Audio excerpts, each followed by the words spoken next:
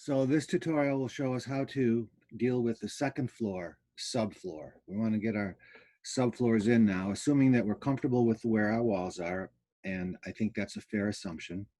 But recognize that as long as you lock your edges of your subfloor to the walls, then if you need to change the wall location in any way, move it in or move it out, move it left or move it right, that the perimeter, the magenta line that you've drawn, as long as it's locked there, the border of that floor, that subfloor in this case, will definitely move with it. So I'm looking at my second floor now, and I see I have a situation here where these walls don't line up here. I got a little jog there. And it's time for me to take a look at that in 3D just to see what's going on. So if I take a look at this wall, I can see that it's a stacked wall. And I don't want my garage stacked wall to go all the way up to the second floor. I'll have a different kind of wall there. So I'll come over here, and instead of the top constraint being up to the top of the second floor wall, I'll make it up to the top of the first floor wall, and let's see what happens. Now I spin it around. I'm holding the shift key down and pushing the mouse wheel straight down and then moving the mouse, and it's doing the rotation for me. So I can see that that's probably more like what I want. And if I click over here, I notice that that's a stacked wall as well from the garage, and I don't want that either. So let's see if I can change that to up to the top of the first floor wall and see what happens. And what's going to happen is it's going to tell me that that second floor door that I had in there is no longer hosted by a wall, because I've made this wall one floor high up to the top of the first floor, not up to the second floor. So Revit's asking me to cancel my command or delete that object that's no longer hosted, and I want to delete it. I'll have to go back and put it back in.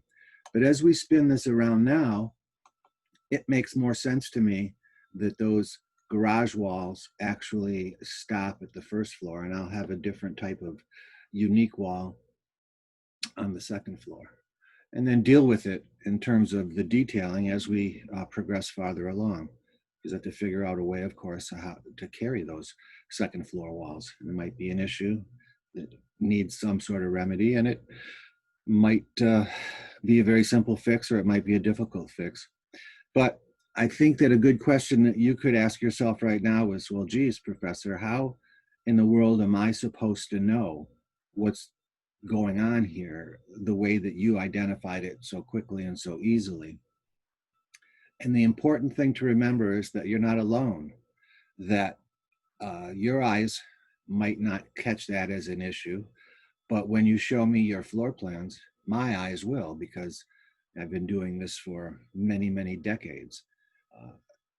So as long as you continue to share your floor plans with me, I can help you out with that. So anyway, let's go back to the second floor plan. And I don't have a wall in there yet. So let's say that this is, for now, let's say that this is the correct wall, and what's going to happen? Still doesn't line up. So I'm going to clean it up by saying create similar. Oh, look at this. See, this is a stacked wall too, and I don't want it. So if we go back to the 3D before we go any farther, look at that. That's a stacked wall too. And that wall, I only want it to go up to the basement. I'm sorry, to the first floor wall, but there's an entire second floor exterior wall on it.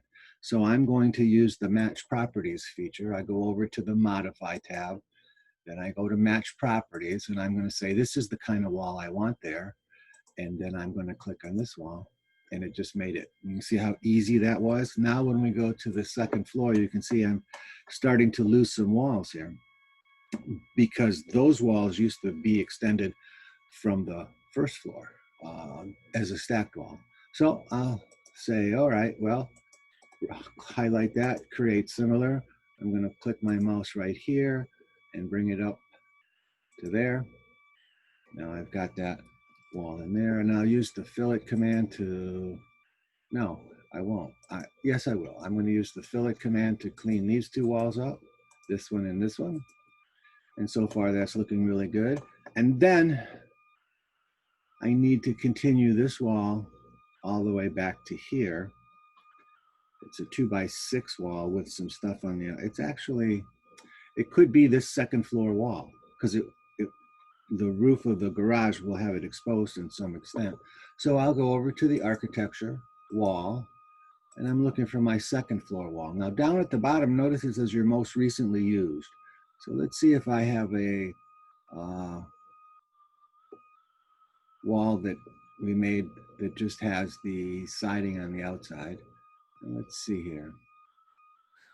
Second floor bond, second floor wall. That's the one I want. Where do I want it to start? The base constraint will be the second floor. Top constraint, it's going to go all the way up to the top of the second floor wall. And then I'll click right here and I'll bring it down. Look at that, it's backwards. So I'm going to flip it.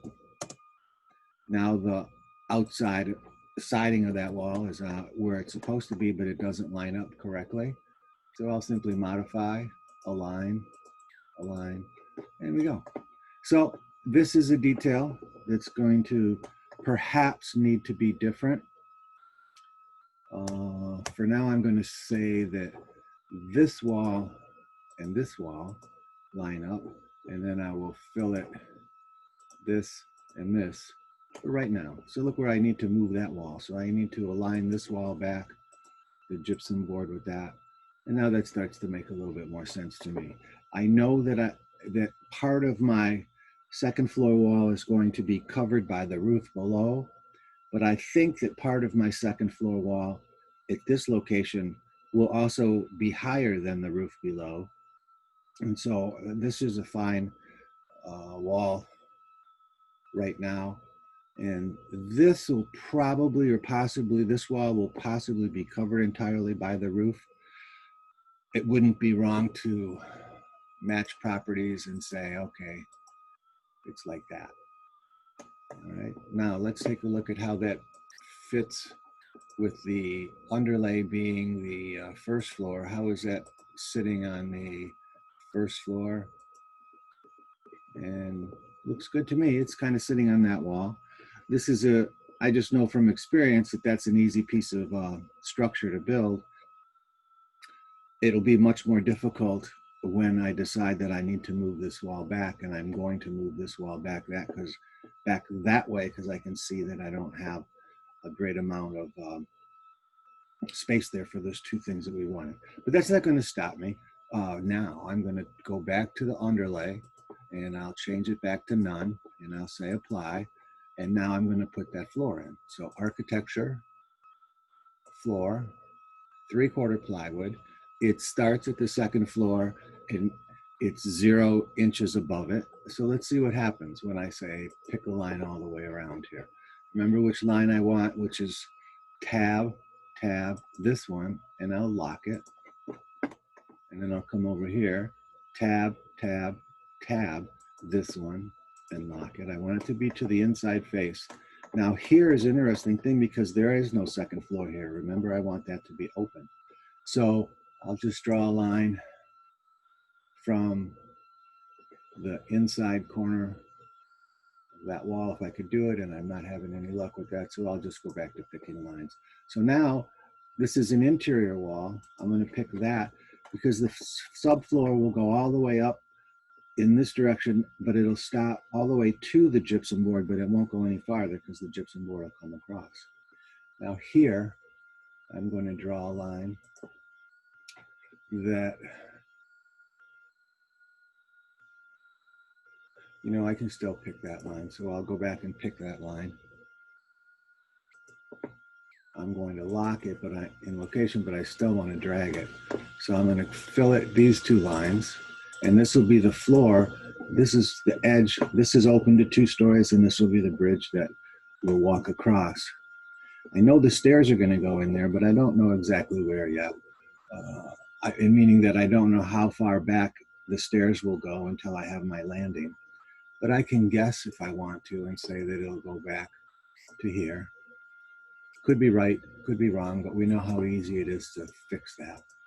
So there's nothing for that to lock to. And then I'll pick this inside face of the gypsum board and lock it. And then I'll come over here and I'm going to pick the inside face of the plywood because that's an exterior wall. And I'll come over here and pick the inside face of the plywood wall. Do the same thing over here and lock it. Now,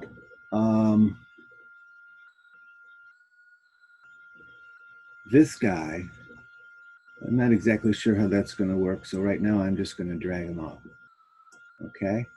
And this guy, we'll clean that up. And let's clean that up.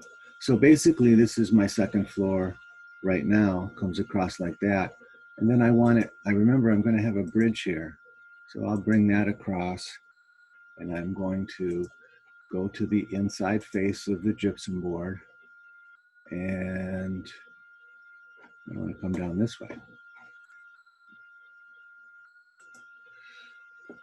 Okay, and then pick a line again, zoom in, hover over what I want, tab, lock it, come over to here, hover over what I want to snap to, lock it, same thing here, and lock it.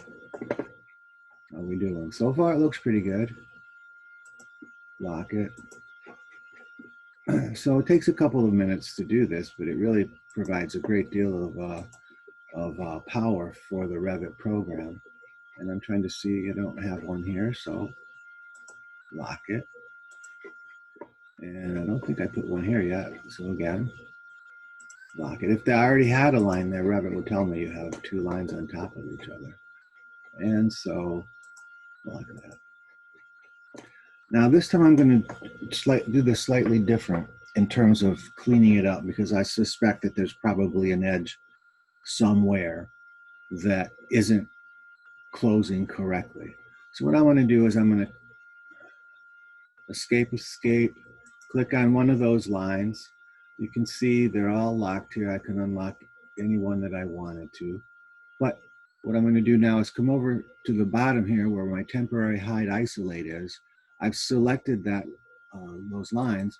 I'm going to say isolate the category. And now all I have are my magenta lines. And I can see that I need to clean this up.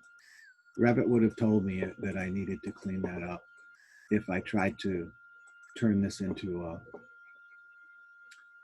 a floor right now. So I have some lines here that need to be cleaned up. Now I think I'm good. Nope, I can see that I'm not. Right here, right here. Here's an intersection that I don't like. So I'm able to isolate this category, and now I can see quite clearly with just this there, these magenta lines, that I have some issues that need to be dealt with. If I just accepted this without cleaning up these lines, Revit would have shown me each and every one of these that don't satisfy a closure environment. Okay, I think I'm good. I'm going to hit the green check mark, and I'm not. And Revit shows me right there where my problem is, so I will continue. I missed that one. I'll just clean it up. And now I'll say, okay, let's see what happens. Revit's asking me if I want the walls below to go up to this level, and I can say that probably more than 99% of the time the answer to that question is no. That if you say yes, you will eventually be sorry and have more work to do. But there may be some rare instances where the answer to that is yes. So I always say no to that. I don't even think about it. I don't want the walls to be raised up to that level or attached to that level. So I'll just say no. Now you notice that everything's gone away. I come back down to my eyeglasses and I say reset temporary hide. And now everything is back. Let's take a look at it in realistic and I'll see my floor. And there we go. You can see now, maybe this will start to make a little more sense to you. that when we come up the stairs, I'm going to have a bridge that allows me to look over. So I don't want any floor here, and I don't want any floor here. These are 2-story spaces. And then we can get into the rest. Maybe I can go back and put that door in. So I can make it easy. I just right click and say create similar, and look what happens. It puts that door in right away. So that creates similar feature is very helpful. It speed things up quite a bit. But I like what I see. I will of course want to save it. That's a good habit to get into. And then we'll look at it in 3D just to see that it makes sense to you. I'll change it to realistic, and you'll see where the floor is. Now I have that floor. I'll highlight the floor so you can see it a little bit better, but look at that. I put my second floor in now. And it's pretty simple. I'm always comparing this to AutoCAD, and this is such a powerful and better program for me as an architect. I'm always very happy with this. So I hope you have enjoyed this next tutorial. I'm putting in the second floor, and I hope you can follow along so that when our next class starts, which we don't have a class on Friday the 18th, but we do have a class on the 25th. So I would hope that everyone would be at least to the point where you have your first and second floor walls in, and your first and second floor subfloor, that's the plywood floors, in. And then we can modify it from there, but it starts to make sense. So a good place to stop.